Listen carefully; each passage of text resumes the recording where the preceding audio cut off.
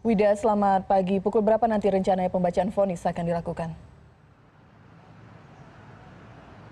Ya, selamat pagi Alfian dan juga Elvira. Rencananya pagi ini pembacaan vonis dari terdakwa Sony Sandra yang akan dilaksanakan di Pengadilan Negeri Kota Kediri akan dilaksanakan pukul 9.00 waktu Indonesia Barat. Nantinya kalau untuk di Pengadilan Negeri Kota Kediri ini sebenarnya tuntutan jaksa ini berbeda 1 tahun dari Pengadilan Negeri Kabupaten Kediri. Selisih 1 tahun ini kalau di kota ini adalah 13 tahun penjara. Alfian dan Elvira. Ya, lalu kemudian jika kemarin beberapa aksi dilakukan untuk memberikan support kepada sejumlah korban dan juga meminta agar pelaku ini atau terdakwa ini dihukum seberat-beratnya, apakah aksi serupa juga akan dilakukan di hari ini juga, Wida? Ya, Alfian, memang sebenarnya untuk aksi-aksi semacam ini ternyata sering dilakukan setiap jadwal persidangan dari terdakwa Sony Sandra. Meskipun tidak sebesar kemarin, ada puluhan, misalnya belasan orang saja ini masuk ke ruang persidangan dengan membawa pengeras suara dan juga beberapa spanduk dan juga poster seperti itu untuk mendukung hakim. Mereka menyatakan hakim agar tidak masuk angin untuk menetapkan vonis terhadap Sony Sandra seberat-beratnya. Dan kemarin ini puluhan orang yang melakukan aksi ini juga berkeliling. Mereka tidak hanya melakukan orasi di Pengadilan Negeri Kota Kediri, namun juga di sepanjang jalan-jalan utama di Kota Kediri dan juga berlanjut di Pengadilan Negeri Kabupaten Kediri. Alfian, Elvira. Wida, bagaimana dari pihak keluarga sendiri? Ini adalah hari di mana mereka menanti keadilan bagi anak-anak mereka, korban dari kasus pedofil ini. Apa tanggapan keluarga?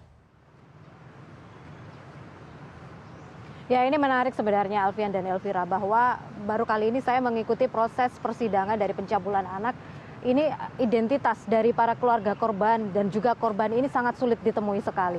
Jadi sedikit merunut bahwa kasus ini sebenarnya sudah terjadi beberapa tahun yang lalu. Pertama, oleh korban ini didampingi oleh Lembaga Perlindungan Anak Kota Kediri. Namun dalam perkembangannya, ini anak-anak korban ini dinyatakan didampingi oleh lembaga swadaya masyarakat yang berbeda dari institusi seperti Komisi Perlindungan Anak. Nah, dari akses inilah ternyata korban-korban menyatakan mencabut pendampingan dari Lembaga Perlindungan Anak. Nah, kemarin kami menemui LSM yang mendampingi ini, diantaranya LSM Perlindungan Anak dan Perempuan Berantas Kediri. Kami meminta informasi dan juga data dari adik-adik korban pelecehan seksual dan juga persetubuhan oleh orang dewasa, yakni dengan terdakwa Sony Sandra yang berusia 63 tahun. Mereka menyatakan memiliki datanya, namun tidak bisa menunjukkan di mana identitas ataupun keberadaan dari para korban ini sendiri. Mereka menyatakan bahwa para korban ini hilang alamat, bahkan ada yang sengaja dipindahkan, diantaranya ke Pulau Kalimantan. Dari siapa yang memindahkan kami kejar seperti itu ini adalah bentuk upaya dari pihak Sony Sandra untuk menghilangkan saksi, kemudian korban dan juga barang bukti. Seperti itu Alfian dan Elvira. Ya, ketika akhirnya dari pihak Sony Sandra mencoba untuk mengintervensi agar kasus ini tidak dilanjutkan lagi, apakah kemungkinan memang karena sebagian besar dari korban ini memang berasal dari warga yang kurang mampu begitu, Wida? Kalau menurut informasi dari LSM pendamping, memang mereka menyatakan bahwa sebagian besar dari para korban ini adalah berasal dari keluarga menengah, ekonominya menengah ke bawah. Namun yang terpenting adalah sebenarnya keberadaan mereka sekarang ini di mana gitu. Ketika sampai sekarang vonis ini akan ditentukan juga tidak muncul begitu di permukaan, dan ini juga di fenomena berbeda ini juga ditemukan oleh teman-teman media yang lain yang ada di Kediri. Jadi semacam ada benang merah yang terputus gitu dari pelaksanaan kasus ini. Dari mulai pelaporan dari para korban, kemudian sampai P21, kemudian sampai di persidangan. Ini banyak sekali yang tidak menemukan di mana sebenarnya posisi dari para korban.